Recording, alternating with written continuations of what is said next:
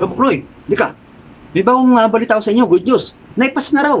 Batas na. Oo, batas na ang RA 11917 ng the Private Security Services Industry Act na naglalayong lalong suportahan at proteksyonan ang mga security guard all over around the Philippines. Ano sa tingin nyo? Okay ba? Halina at bigyan natin ng konting basic na paliwanag. At sa next vlog natin ay ating himahimayin ang mga nilalaman ng naturang RA 11917, the Private Security Services Industry Act. Tama.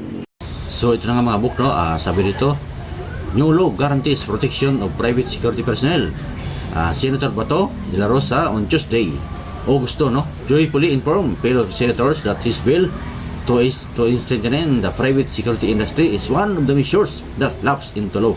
Opo, batas na po ang sabi dito, ang RA 11917 o the Private Security Services Industry Act na mangangalaga sa ating mga private security personnel. Sa ilalim ng bagong batas na ito, mas paigtingin ang regulasyon ng security agencies dahil required na ang mga may-ari mismo ng ahensya ang isa sa mga licenses nito. Ang minimum administrative fees na rin ang pwedeng i-charge ng ahensya sa mga kliyente ay 20% ng kontrata. So sana all, upang masigurado na maayos ang sahod at benepisyo ng mga security personnel. O sana all, sana matupad ito, no? At mag-agree ang both parties, ang kliyente at ang agency. So since batas na, ay no choice sila. Kailangan sundin ang batas ito.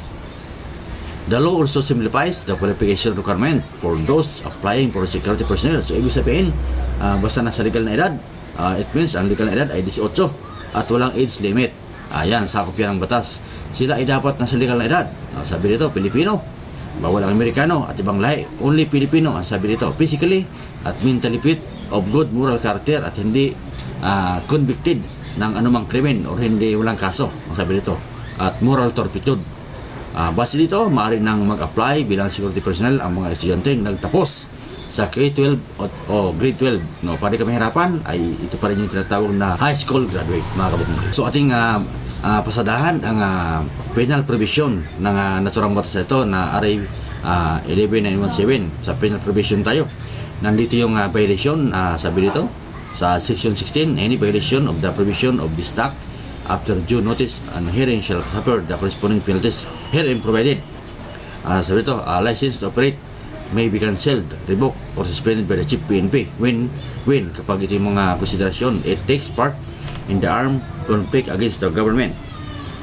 Number 2, it use force in the threat of force or those it represent in national or local electoral contest. Ayan. Sa number 3, it use its authority to be involved in human right violation. Ayan ang pwedeng cancelahin ang kanilang lisensya kapag nagka-violate ang kanilang agency. Sa ating mga nabanggit ito. Number 4, it is used as privately owned and operated paramilitary organization operating outside in the regulatory framework established by this law and the implementing rules and regulation adopted by the PNP. Ayan, pagka ginawang private army ang kanyang agency at nagamit ng mga gwardya, ay pwedeng masarado ang kanilang agency. So number 5, intentionally and maliciously makes use of electronic security devices or remote video surveillance in a manner that violates the private security civilian. Yan. Number 6, it's act grossly negligent in dealing with violation or mistakes of its members or incompetency in its ranks. Its name, operator or license is convicted by final judgment of any crime or felony. Number 8, it violates the provision of the Labor Code of the Philippines as amended, including the implementing rules and regulation, and it act in manner which renders the private security agency detriment to the maintenance of peace and order. Yan ang mga pwedeng ay kapasara ng kanilang agency. Intindihin nyo ng mga kapukoy at unawain ang mga binamasa sa penalties and violation ng agency. Any private security agencies or any entity which operates without a valid LTO or license to operate shall suffer the penalty of fine not less than 1 million. Yan, ito yung mga kulurong, mga walang lisensyado, walang LTO or license to operate ay nag-opera at patuloy ang kanilang operasyon ay magbumulta sila ng 1 million pesos ayon sa batas na ito, not more than 5 million and the discretion of the Chief PNP. Yan, mga kulurong, yari na kayo. Any PSA or any entity which operates with an expired LTO, yan, ito naman yung mayroong LTO pero expired, shall suffer the penalty of the fine not less than 50,000 pesos and not more than 100 pesos in the discretion. Yan, dumidepende yan kay Chief PNP kung ano ang ipapataw niya. Any person practicing private security profession without, ito naman yung mga walang lisensya ng mga gwardya na tumitira, naghahawak ng baril, na walang hawak na valid license or expired, shall suffer the penalty of fine not less than 50,000. Yan, tumatingting na 50 mil kapag kayo nag-duty na walang lisensya or expired. Hindi biro yan mga kabuknoy. Not more than 100,000 pesos. Yan. At depende pa yan kay PNP kung magkanong ipapataw niya na halaga sa inyong mga penalty. Tandaan nyo, take note nyo. At nang may alam kayo sa batas na ito. Yan naman.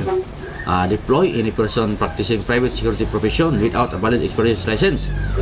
Any person who offers to render or render services to person or place including illegal activities shall suffer the penalty of imprisonment or not less than 12 years. Ayan, not less than 12 years in 1 day to 20 years in fine of 1 million pesos. Yan, ito naman yung para sa agency na nag-hard sila na mga tao na walang hawak na lisensya ay maaari din sila makasuhan at napakamakulong 12 taon at 1 million na penalty. Yan.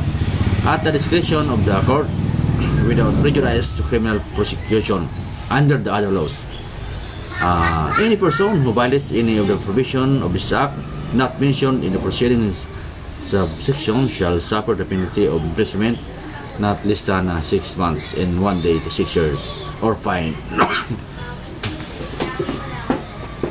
of 1 million pesos mga kabuknoy, or both at the discretion of the court in the cancellation of or suspension of its license with forfeiture of the bond without prejudice to criminal prosecution under the laws.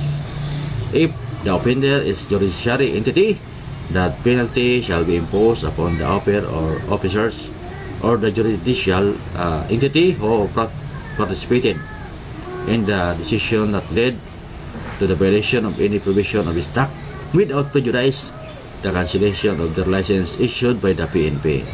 Ayan. Yung chapter 5, saka natin i-topic yan. So doon muna tayo sa penalties, penal provision.